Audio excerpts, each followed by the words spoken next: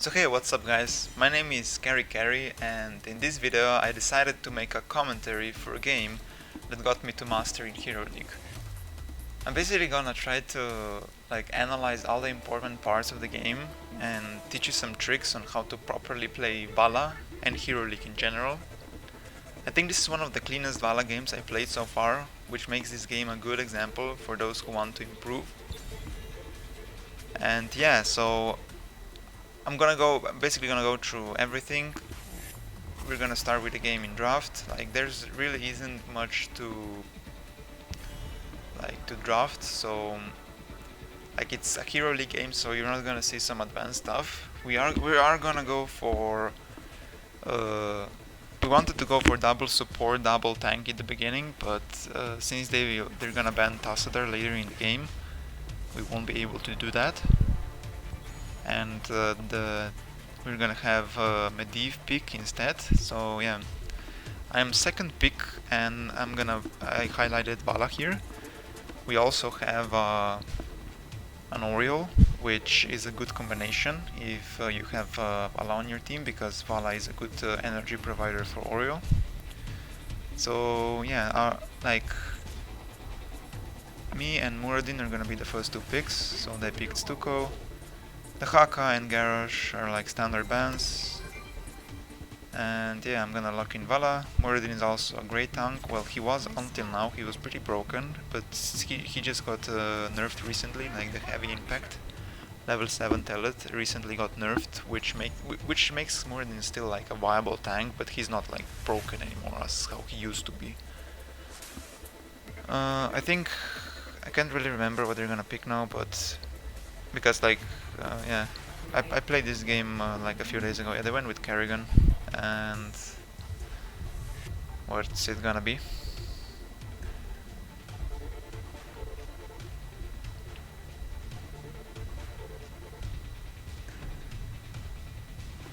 It's gonna be Malfurion, right? Yeah, there we go. Yeah, so they're going with double support, which is fine. Like, Stuko and Malfurion as a double support is not like a great combination. If you go for a double support, which is like meta right now, and it's been for a while now, but you usually go with a burst healer and a sustain healer. So Stuko and Malfurion are both sustain healers. Well, like Stuko has some kind of a burst heal when he uses his trait, but he's like it's just, well, let's say it's not bad, but it's also not a great combination, to have for a double support. So yeah, Tassadar got my team banned ETC. ETC is one of the strongest tanks. Since we already have a tank, it's good, and they don't, it's good to ban a tank in this case. And one of the strongest tanks in the game is ETC. Actually, Medivh here is actually a great pick. Like, my teammate picked a Medivh, and Medivh is good here because he can deny the Kerrigan's combo. Like, he uses his shield, the protected, and all the damage from the Kerrigan combo is basically gone, She's not gonna get any value out of that. This is a good pick. They went with Diablo. This is also great. Medivh is also, like, they countered themselves. Medivh is also great against Diablo, because if Diablo goes in and stuns a target in a wall, and especially after like level 13, I think. I'm talking like out from my head, but I think that it does a lot of damage when he hits you in a wall, so it's also good to have Medivh for that. But you need to like use the protect correctly in that case, the force of will, right? So yeah. So in draft, we drafted a better team than they did. Basically, yeah. We only have one damage, but it's actually pretty cool. Sonya actually also has quite a decent damage, and she's really good on Guardian of Terror, because you can like solo the camps and basically, and also like take those seeds by yourself, and this makes her a good hero for this map. They went with Zul. I'm not a fan of Zul, especially on this map, because like the lanes are quite far apart, so Zul is usually picked when you wanna double soak lanes on the maps. And here, well, you can double soak, but it's like I think you can pick something that you can pick a hero that, especially maybe like someone like Zagara or maybe even Asmon, and that can get more value on this map than Zul. But just my opinion. It's not horrible, you can still win games, but it's not like it's not like great either, you know. Okay, so I went from Q build on level 1 Monster Hunter. This is like the meta now. Well, it was until recently, like yesterday, at making this video. At the time I made this video, it was yesterday that a patch, hotfix got released, and they nerfed Q build Valla. And I still think that Q build is viable right now. I think that it's actually balanced now. It was a little bit overtuned, like slightly overpowered before, but now after the nerf I think that it's actually balanced. But we're gonna see some more, well, we're gonna see like a little bit less Valla in general, and some of those Vallas are gonna be playing more of multi-shot build instead. So yeah, we went all mid because the minions came to the mid lane first, and then we can just go to the bot lane because Zul is already pushing the lane and we cannot miss the soak out. Make sure you always get the soak, especially in the early game. Not a single minion cannot, like, the more minions you kill, the better, because, well, they're worth a lot of XP in the early game. In fact, like, a good thing to know is that all the way up to level 7, a minion wave is worth more experience than a kill. Yeah, that's why when there's like a team fight at level 1, you manage to kill, let's say, 3 heroes, and you're only like a quarter of a level ahead of the enemy team. But if you get 3 kills in, let's say, at level 16, you're almost gonna be a full level ahead in that case. So yeah, just soaking the lanes here. I like the skull spawned.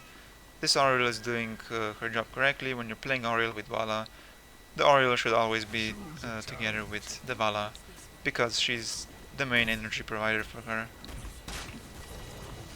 Basically, at this point in time, I'm just looking at the minimap, trying to see how they rotate, make sure all the lanes are being soaked. I'm gonna rotate back to the bot lane. On level 4 I also picked a Q talent. I'm stacking my Q to do so it will do extra damage. This is also something I have to look for. Now if I get some stacks in the early game, it's good, because well, the earlier I finish my quest, the better, right? So Zul came here, we can't really kill him. So yeah, we're just gonna like back out. I think I could go a little bit more aggressive here, because you know, it was 1 versus 2 and we have Oriole. She can heal for days, you know. I'm gonna try to put some pressure on the Zul again, but he's gonna root me. So yeah, what I can do here is like clear the wave.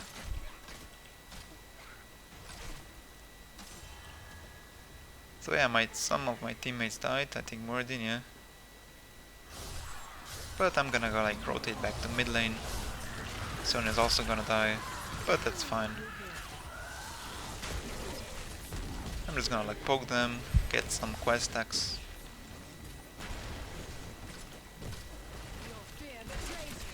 For my Q.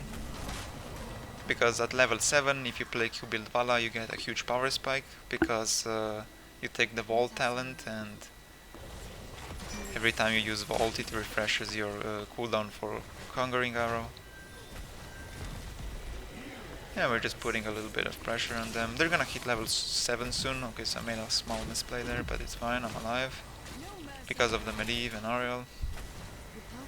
They're level 7 now, so it's a little bit risky to put some pressure on them, but since they're pretty low and Freon doesn't have any mana, we can still attack them. I'm just trying to attack them so Ariel can get some more energy. So she can heal us here. Multi-shot, the W, if you manage to hit 3 heroes with it, Ariel is gonna get a lot of energy there. Right here I think they're gonna overextend a little bit too much, especially the Kerrigan. We're level 7 now, we have a huge kill potential, especially me. Kerrigan's down, Diablo's also gonna die I think. Yeah, he's down. And yeah. So right now what we can do is take the Terror so we can get the seats. They can't.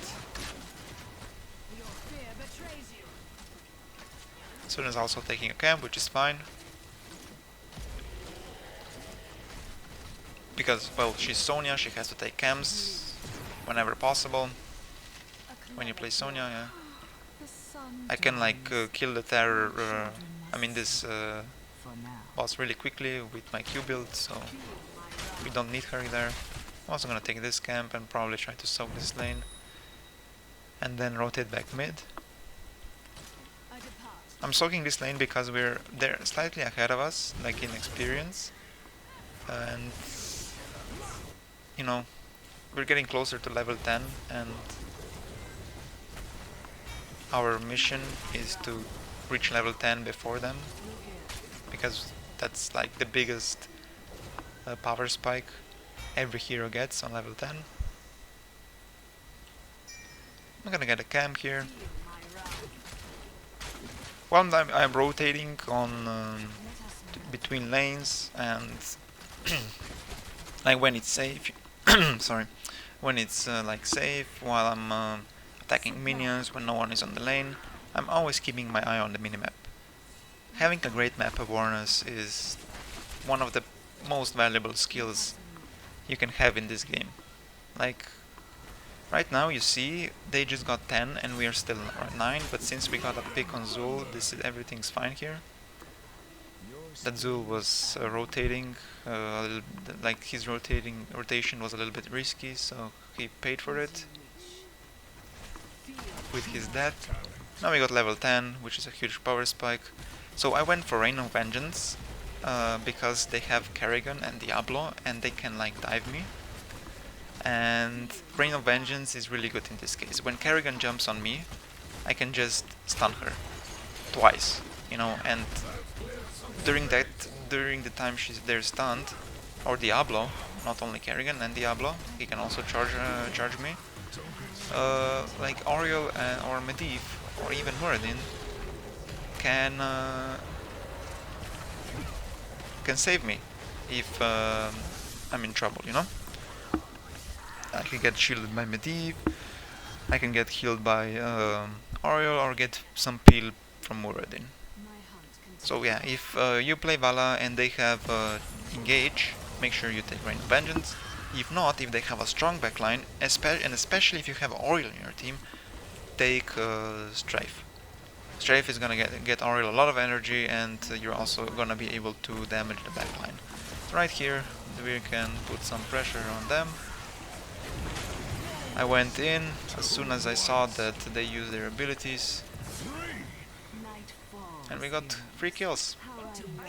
So right here I decided to go straight for Hearthstone and back to base to refill my health and mana, and I left the healing fountain there, so I'm gonna have it for later when the seeds spawn. And there might be like a fight there, so that's why I didn't took the healing fountain there. So I can have I saved it for later.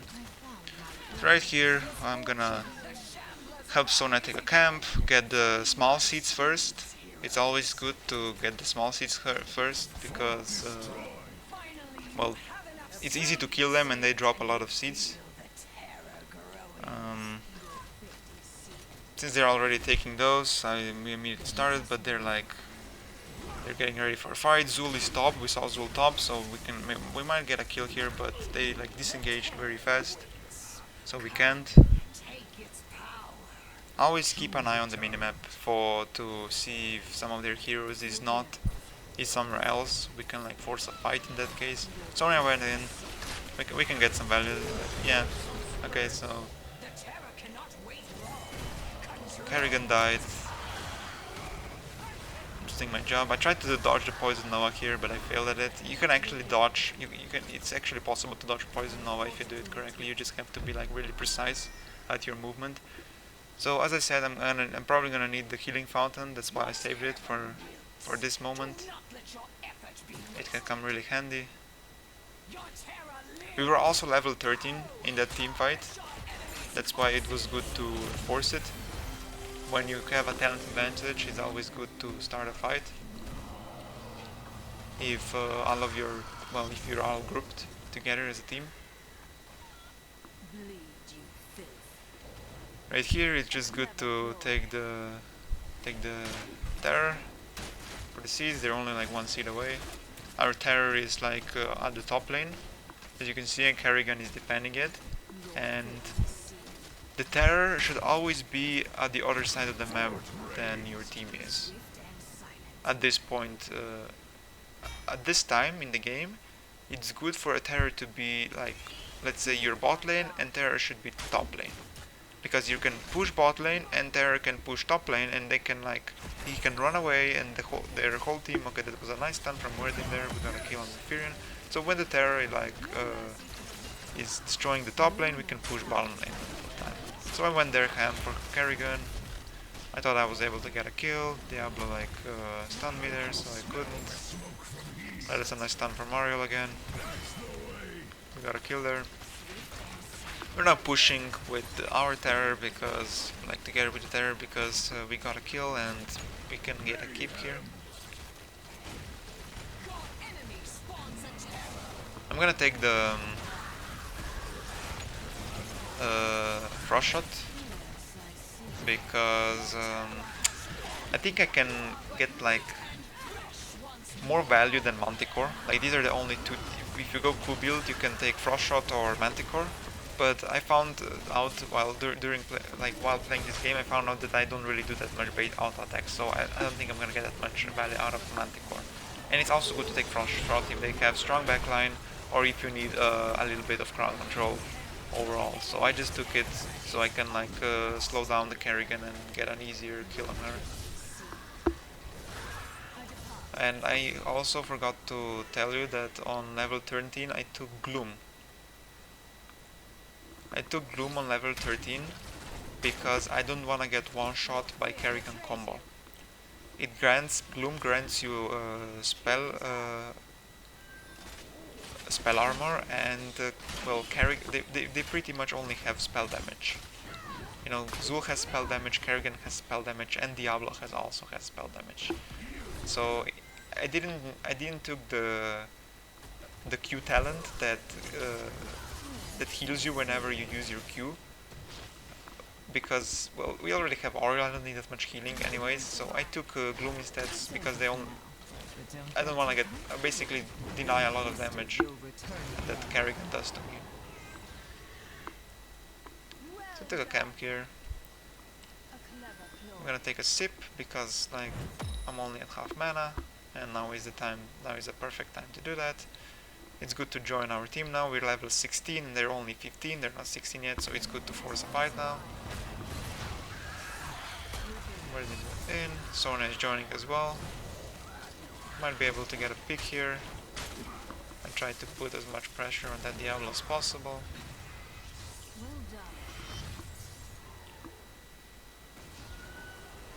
Sona is pushing bot. There's we have one camp pushing top, one camp pushing bot.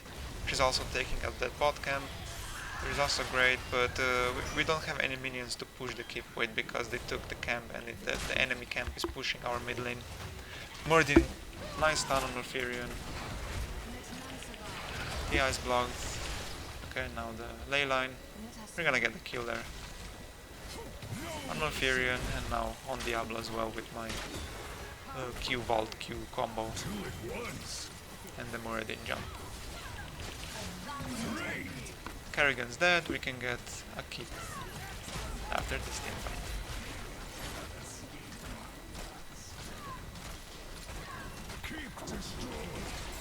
Nice stun from Ariel.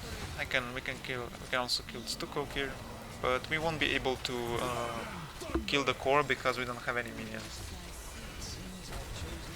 Because the camp is on our fort and is also killing our minions, so we cannot push with minions. So it's just good to back off here and not risk the core. I'm gonna clear the camp here, so we can start pushing again. The catapults are spawning now since we killed their keep. I'm gonna take the fountain, healing fountain again to refill my mana. Make sure you always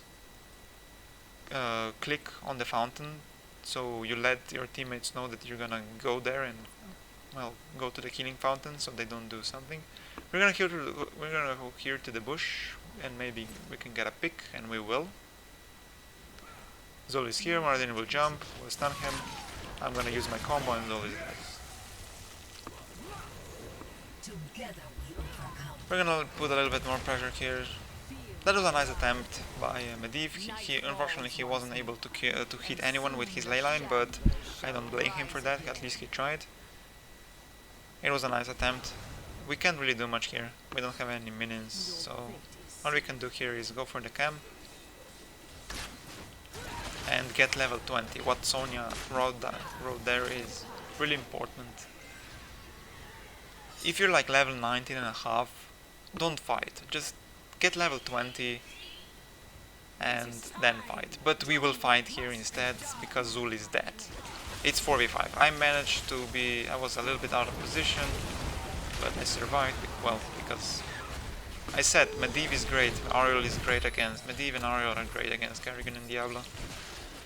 I kited down the Kerrigan.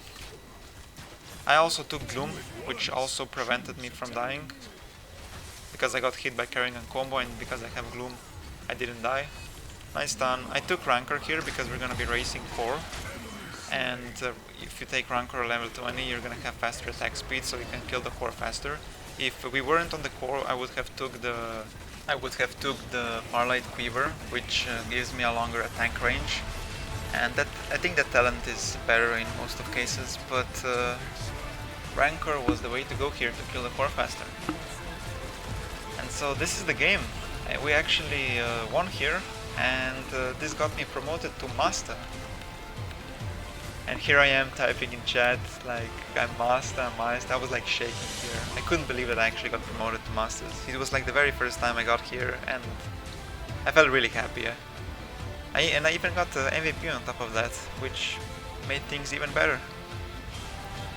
So yeah, this is basically it. Like, I hope you liked the video, and thank you for watching.